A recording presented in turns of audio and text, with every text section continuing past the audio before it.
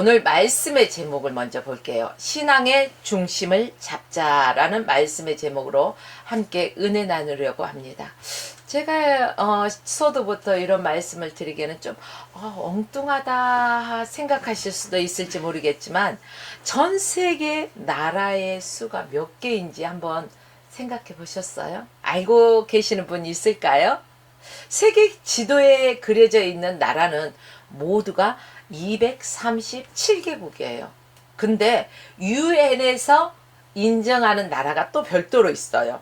세계 지도에 그려져 있지만 유엔에서 인정하는 나라는 195개 국가, 또 IOC에서 인정하는 나라는 206개 국가, 그리고 FA에서 인정하는 나라는 211개 국가, 대한민국이 인정하는 나라는 통계청 기준으로 보니까 몇 개나 될까요?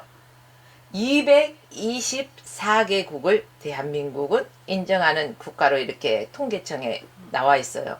그럼 또 외교부에서 인정하는 거 또 틀려요. 다 가지각색이잖아. 외교부에서 인정하는 나라는 228개국이에요. 그래도 우리나라에서 인정하는 그 통계청 기준하고 그래도 비슷한 게 외교부에서 인정하는 거 228개국이 아닌가 싶죠. 그리고 전 세계가 일반적으로 인정하는 나라가 또 있어요. 세계적으로 일반적으로 인정하는 나라가 195개국. 이렇듯이 각 그 나라마다 국가를 인정하는 것이 어때요? 같아요? 달라요? 다 달라요. 우리 신앙도 마찬가지라는 거예요. 생뚱맞죠? 나라마다 그 나라의 그 전통이 있고 문화가 있어요. 같은 기독교라고는 하지만은 약간씩 다르다는 거죠.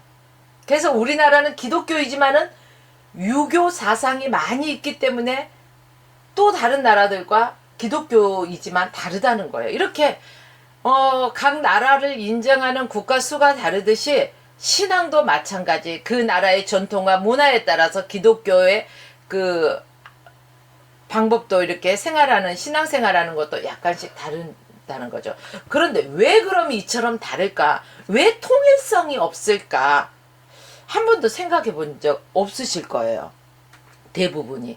근데 보면은 전 세계에 분포되어 있는 기독교, 즉 그리스도인들이 신앙생활을 하고 있는 사람들을 보면은요, 각자 통일성이 없어요. 왜?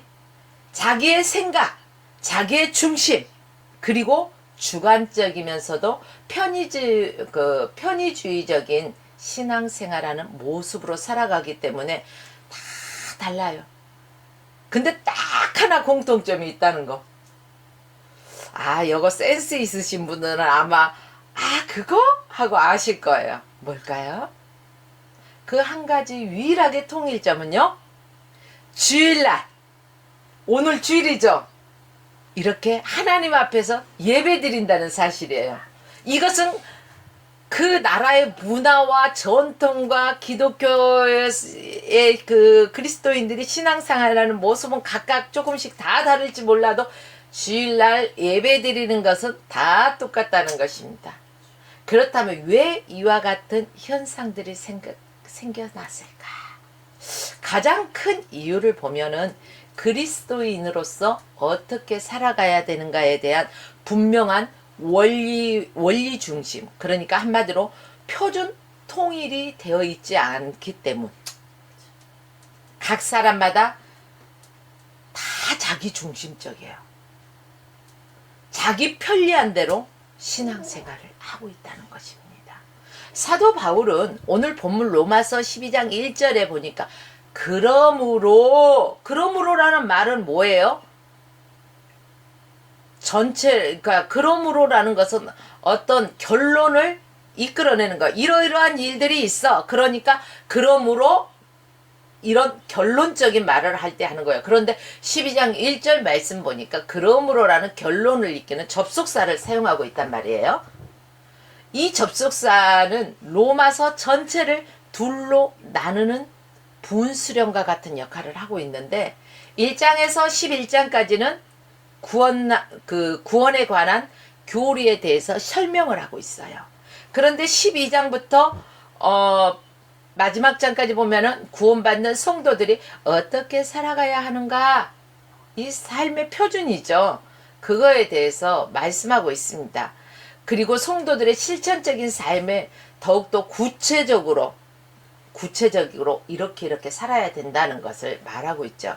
그리고 본문 1, 2절 말씀은 12장 이후에서 16장까지 그리스도인들의 생활을 다루는 전체 내용의 서론이면서 핵심이라고도 말할 수가 있어요. 그래서 먼저 1절 말씀에서 사도 바울은요, 구약시대의 제사를 비유로 설명하고 있는 거예요. 이것은 신약시대와 예배와 두 가지 면에서 차이를 발견할 수 있어요. 자, 첫째는 제물에 대해서 구약시대와 신약시대가 다르다는 것이죠. 자, 구약시대에는 어떤 제물을 드렸나요? 짐승을 잡아서 제물로 드렸어요. 때에 따라서는 산비둘기, 그죠? 양이나 뭐 이런 짐승을 잡아서 드렸다는 거예요. 그런데 신약시대에 와서는 바뀌었어요. 그래서 오늘 본문에 사도 바울은 뭐라고 말하냐? 로마 교회 성도들에게요, 자신의 몸을 제물로 드리라는 거예요. 산 제사를 드리라는 거예요.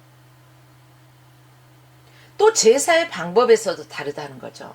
구약시대의 제사는 그 짐승을 어떻게 했어요? 제물로 드리기 전에 잡아서 그 피를 뿌리잖아요. 그죠? 짐승을 잡아서 드리는 죽은 제사. 짐승을 잡았으니까 죽잖아요. 이런 죽은 제사였어요. 그러나 오늘 본문에 보니까 산 제사를 드리라. 그러니까 구약과 신약의 다른 점은 짐승이 아니라 이제 사람의 자신의 몸을 하나님 앞에 산 제사로 드리는 거예요. 짐승을 죽여서 드리는 것이 아니라 산 제사.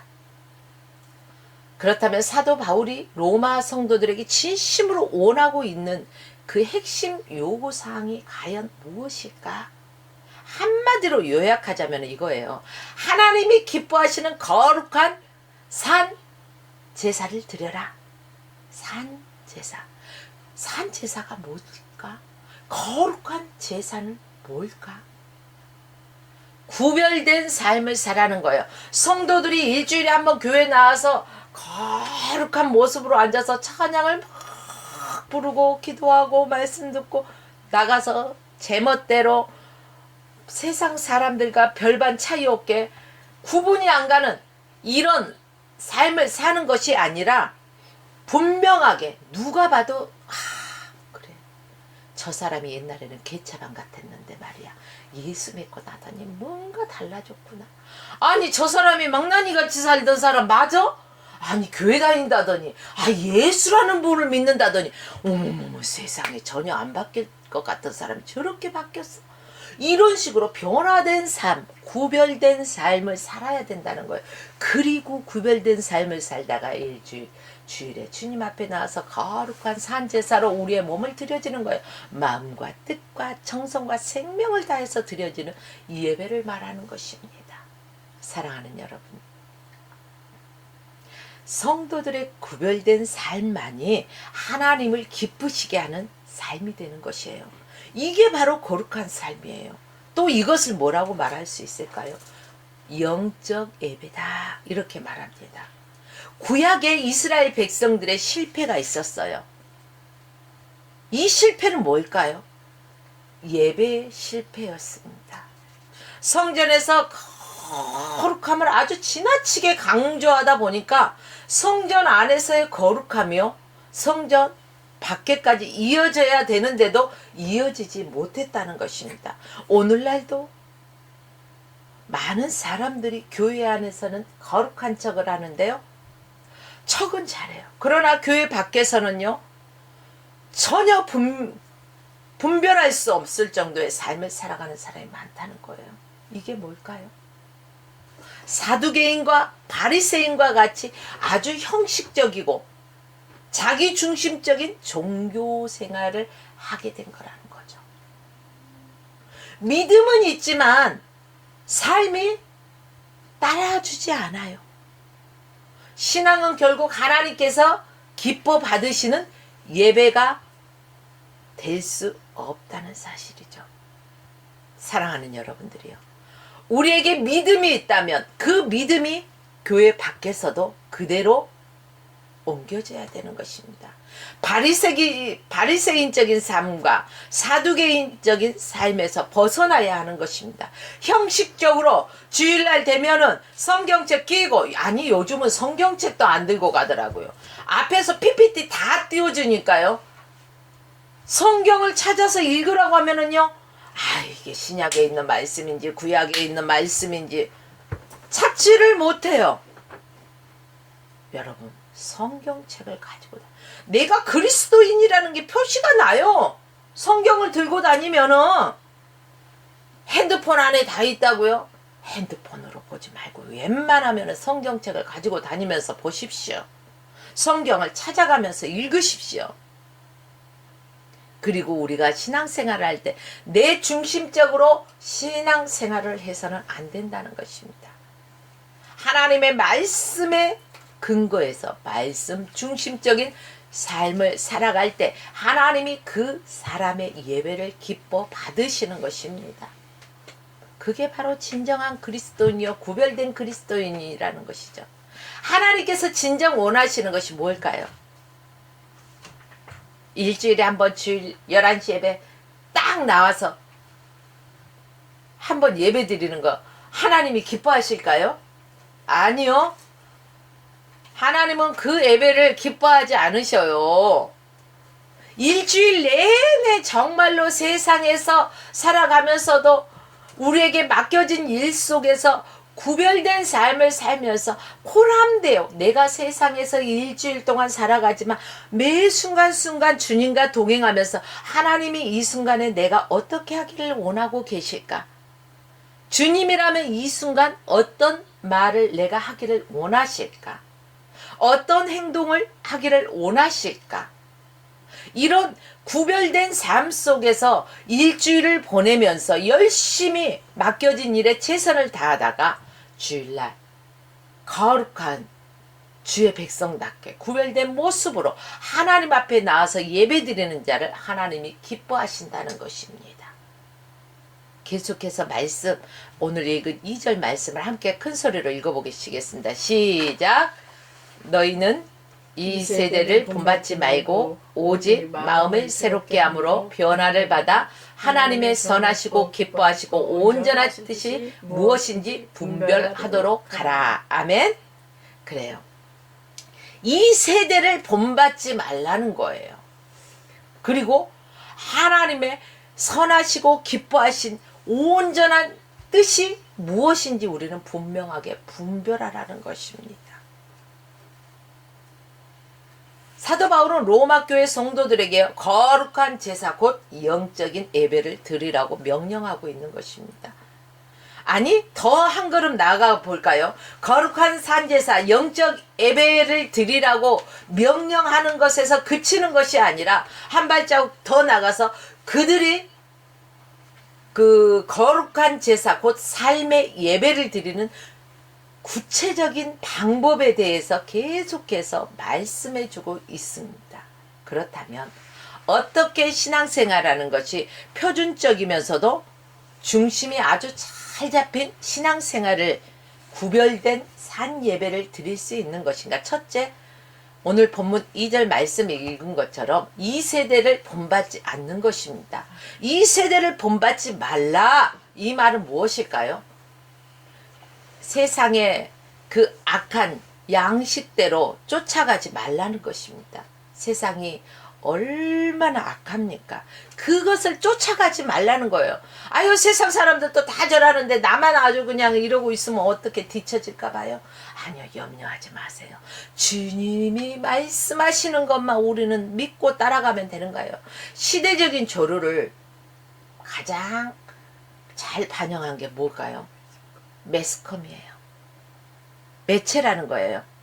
그 중에서 대표적인 것이 영화나 TV의 드라마예요. 요즘 무슨 영화가 나왔다 그러면은요 그 영화관에 몇천 명씩 몇만 명씩 뭐 이렇게 보았다 하는 영화들이 있지 않습니까? 이렇듯이 큰 영향을 미친다는 거예요. TV 드라마 별거 같지 않지만은 너무너무 우리의 삶 가운데 무의식적으로 이게 우리의 삶을 지배하게 되는 거예요. 그렇기 때문에 시대적인 조류를 반영하는 이 매스컴 자체가요. 각 사람의 그 심령을 생각할까요? 안 할까요? 안 해요. 요즘 가장 많은 그 드라마의 주제가 뭔지 아십니까? 언제부턴가 TV 리모컨을 틀어서 그 드라마들을 틀다 보면은 맨날 옆집 아저씨하고 바람나고 옆집 아줌마하고 바람나고 뭐 불륜과 이혼이 너무 많은 주제를 다루고 있어요. 그러다 보니까 이제 불륜과 이혼 너무 많아. 그러다 보니까 이제 거기에서 조금 더 나아가 이혼이 주류를 다루고 있다는 것입니다. 불륜, 이혼. 또 이혼했으면 또 어때요? 짝짝꿍한 사람하고 이제 또 재혼을 주류로 또 다루겠죠. 이 과정 속에서 사회적인 파장은요. 이 드라마 작가들이 별로 중요하게 생각하지 않아요. 그런데 수많은 사람들은 이러한 드라마를 보면서 엄청난 이 안에 파장이 생기는 거예요. 근데 그 작가들은 그것들을 생각을 안 해요. 자신의 그 욕구를 충족시킬 수만 있다면 뭐든지 해나가는 것들을 그 드라마를 통해서 표현하잖아요. 친구도 때에 따라서 버려버리고 자식도 때에 따라서 버려버리고 이러한 세태들을 보여주고 있잖아요. 그러기 때문에 무의식 중에 오늘날 많은 사람들이 그래도 되나 보다. 보고 없는 것을 저 드라마에서 다뤘겠어? 그래. 요즘 세상의 흐름이 그러는데 뭘 별 대수롭게 생각하지 않아. 옛날에 우리 부모님 시대에는요 이혼이라는 걸 생각해 볼 수가 없었어요. 막말로 좀 이런 말씀 드리기 그렇지만 죽어도 그 집 멋이 되어라 이런 말을 부모님들이 딸 자식을 시집 보내면서 할 정도로 이혼이라는 것은 끔찍하게 생각했고요. 할 수도 없는 것으로 생각을 했었어요. 그런데 요즘 어떤 소리를 들어본 것은요. 살다가 힘들면 언제든지 돌아서서 와라. 이런 말을 한다는 소리를 듣고 저는 충격 아닌 충격을 받았습니다.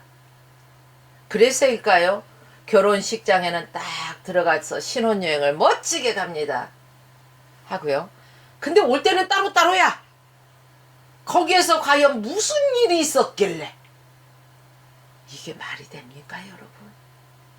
이게 매스컴에서 보여주는 영화나 뭐 드라마를 통해서 이들이 별로 이것을 심각하게 생각하지 않게 되었다는 거죠. 오늘날 사람들의 마음속에 보면은요 한탕주의, 쾌락주의, 황금 만능주의 이런 것들이 사람의 마음속에 꽉 지배를 하고 있으니까 어때요? 시대적 탕류에 휩쓸려서 쫓아가는 어떻게 보면은 우상처럼 이 시대적인 게요 막 떠받들려져서 그것을 쫓아가는 거예요. 이게 하나님 보실 때 얼마나 악한 행위일까요? 우리는 그래서 이 악한 세상을 본받지 말라는 것입니다. 이 시대를 본받지 말라는 것입니다. 구별된 삶을 살라는 것입니다. 우리가 이 세상에 휩쓸리지 않기 위해서는 하나님의 말씀의 중심에 바로 서야 되는 거예요. 신앙의 기준이 표본이 반드시 있어야 된다는 것입니다.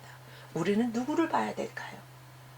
요즘은요 목사, 장로, 권사, 집사 볼 거 하나도 없어요. 똑같은 인간이에요. 누구 보고 시험에 들었어? 시험에 들면 내 손에 믿음의 본 대신 예수 그리스도를 바라보면은요 절대 시험에 들 일이 없다는 것입니다. 사랑하는 여러분들이요, 그리스도인들은 세상 사람들과 똑같이 살아서는 안 될 것입니다. 그렇게 살아서는 안 된다는 거예요. 왜 그렇습니까? 간단해요. 그리스도인이 세상 사람들과 똑같이 한탕주의로, 쾌락주의로, 황금 만능주의로, 물질 만능주의로 살아간다면 하나님이 기뻐하시는 산제사를 드릴 수가 없어. 내 속에 세상적인 것이 아주 우상으로 가득 차 있으면 하나님 앞에 어떻게 산제사 구별된 예배를 드리냐는 거예요. 살아있는 그리스도인들은요, 그 사악한 시대의 흐름에 거슬려서 진리를 따라서 살아가야 되는 믿음의 사람이 되어야 할 것입니다. 또 우리는 이 세대를 본받지 않기 위해서는요, 마음을 새롭게 하고 변화된 삶을 살아야 되는 것입니다. 마음에는요, 그 사람의 생각이나 느낌이나 자세나 행동을, 이 모든 것들을 주관하고 있어요. 그래서 내가 어떤 마음을 딱 먹잖아요. 그러면요, 은연중에 그 생각이 나요. 그 생각이 나면은 나도 모르게 뭐가 해요? 행동이 달라진다는 거예요.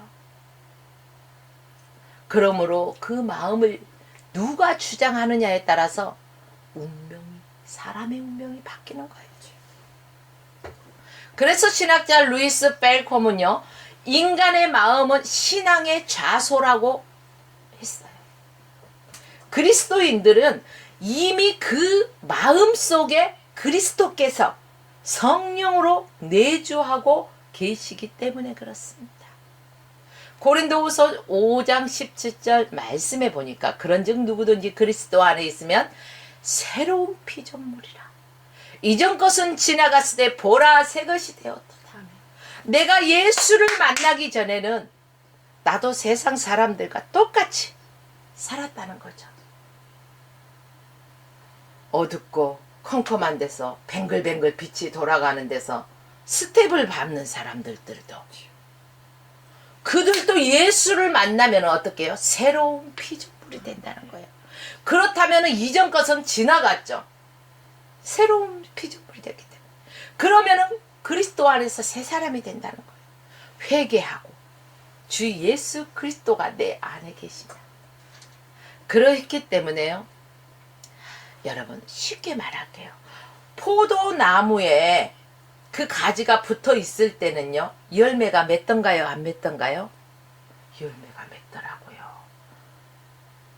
근데 에이씨 그리고 포도나무를 딱 가지를 끊어갖고 그냥 샥 밖에 던져버렸어.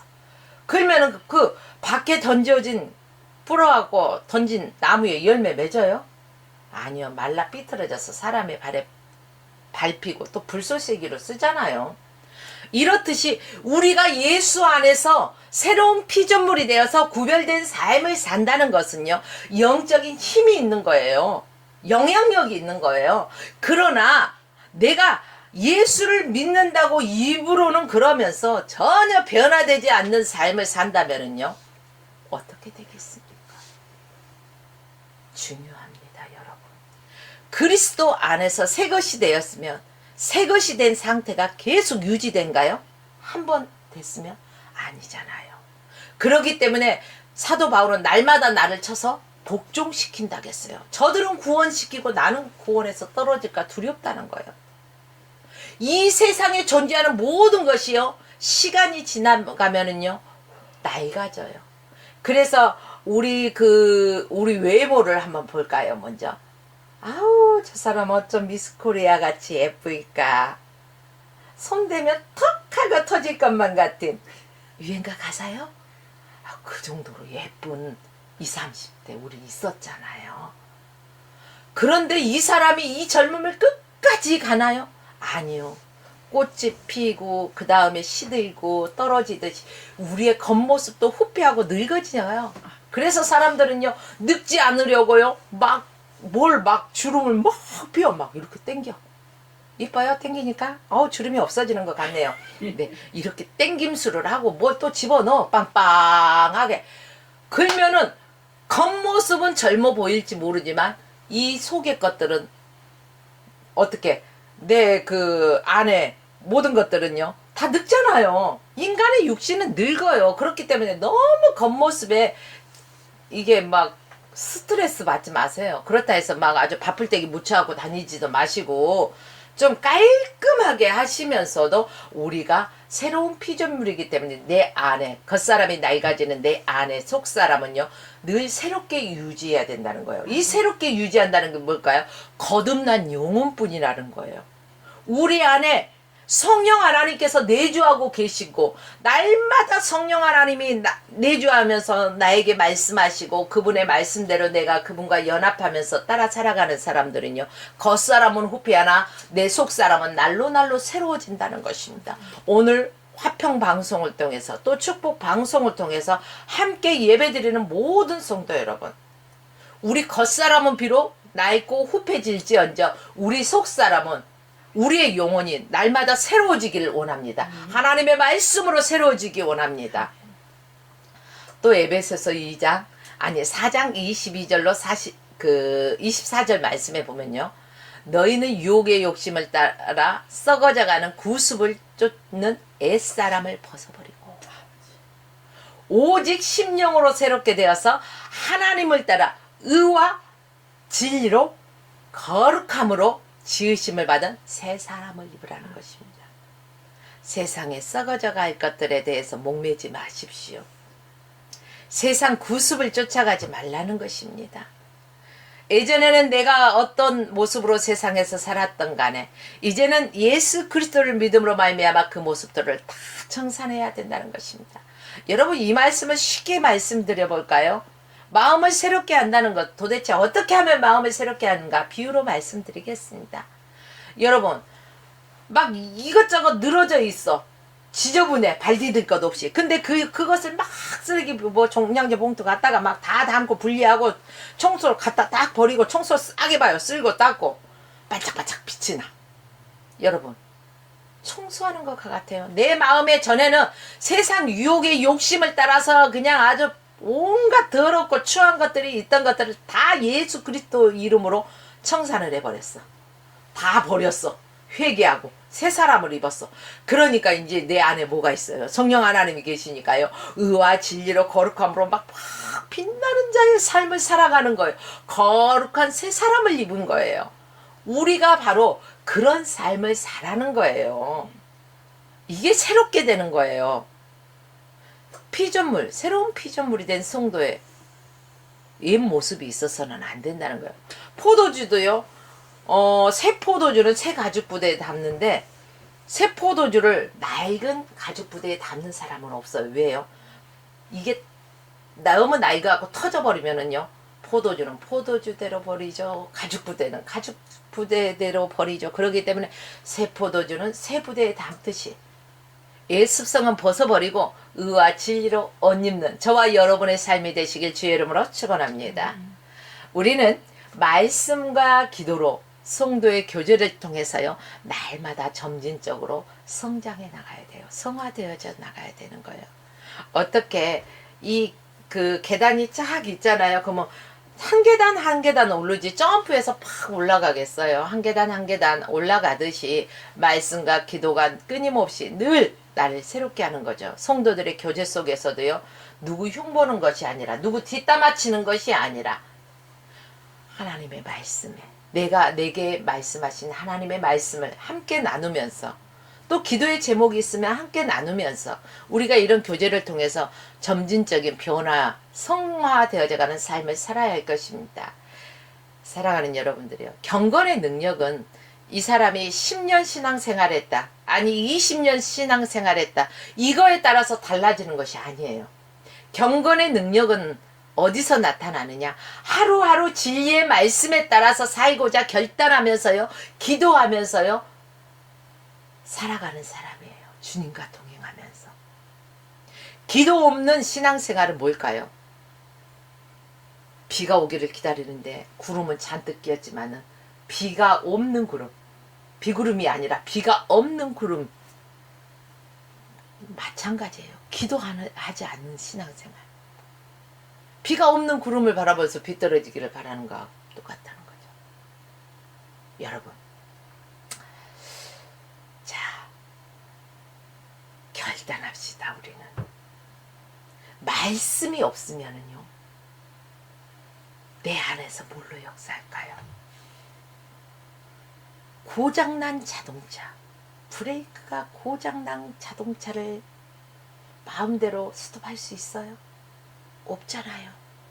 추락할 수밖에 없잖아요. 내 안에 하나님의 말씀이 없다면 고장난 브레이크, 고장난 자동차를 타는 것과 같다는 거예요. 주님이 멈춰서라 할 때 멈춰설 수 없는 그런 거예요. 주님이 서라 하시면 서고 가라 하시면 갈 수 있는 경건이 바로 이러한 핸들의 역할을 하겠죠. 그러므로 저와 여러분은 날마다 새로워져야 할 것입니다. 이것이 우리 신앙생활이 되어야 되는 거예요. 그럴 때 비로소 거룩한 산제사로 드려지는 예배가 되는 것입니다.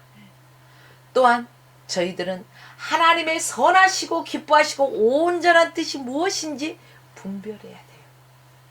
분별할 수 있는 능력은요, 성숙한 그리스도인의 표시예요. 어린아이가 이게 먹는 건지 장난감인지 이게 똥인지 된장인지 뭐 알지 분별 잘 못하잖아요. 그러나 이것에 대해서 잘 아는 사람은 이것은 장난감이구나.